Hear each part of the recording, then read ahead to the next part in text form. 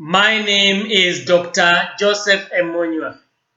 Today we are focusing on the delimitations and limitations of the study. This lecture aims at demonstrating the meaning of the study delimitations and limitations. In addition, in the same lecture, we shall seek to show the difference between the said delimitations and limitations.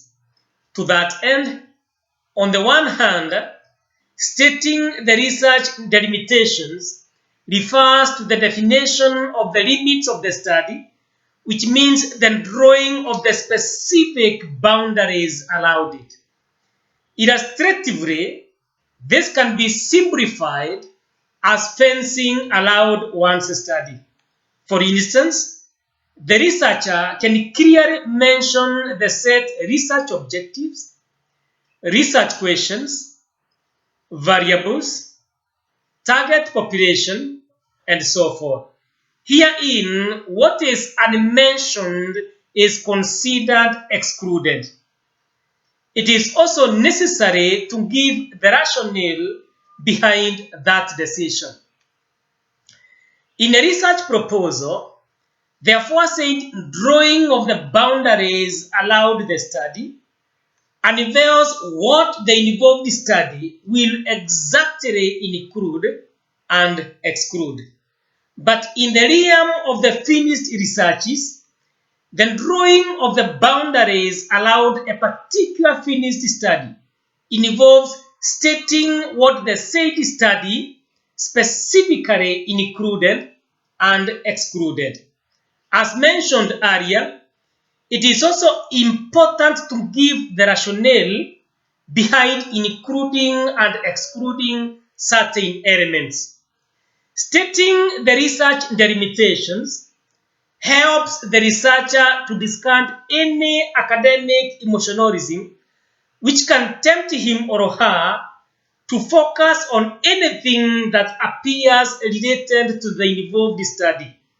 Certainly, making the research delimitations enables the researcher to remain within the specified scope of his or her study throughout the research process.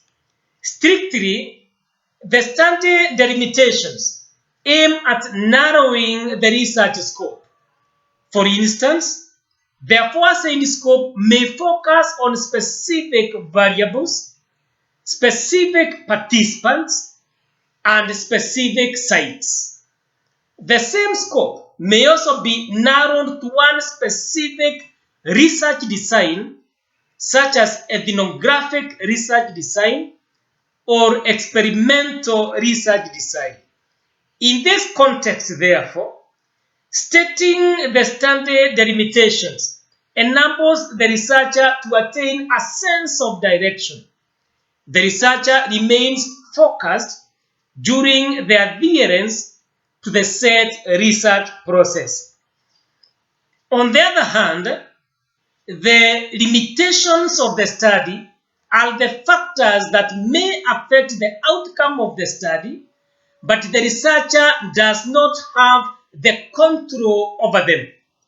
Examples of such factors include too much rain, civil war, lack of enough published literature, and previous studies in one's preferred area of study, lack of available and all reliable data, and so on.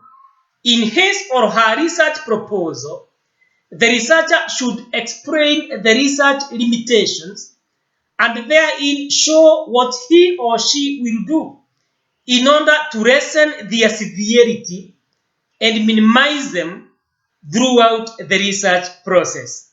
Also, in the sphere of the finished study, the researcher should explain the research limitations and therein point out what he or she did to lessen their negative impact on the involved study, especially on the research findings and conclusions.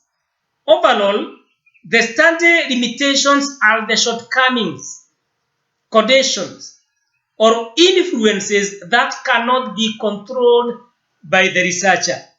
Mentioning them increases the research validity, integrity, and honesty. All in all, the delimitations are the limits that are consciously set by the researcher.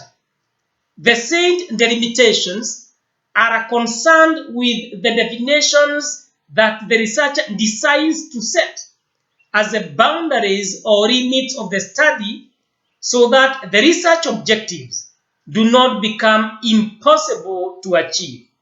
In a word, the delimitations of the study refer to the boundaries of the same, which are based on the researcher's decision of what to include and what to exclude. They help the researcher narrow the study to make it more manageable. Besides, the research limitations are considered as the weaknesses that may have a negative impact on one's study.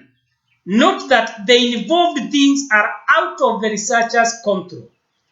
Both the standard delimitations and limitations are important because they enable the researcher to put the research findings into context.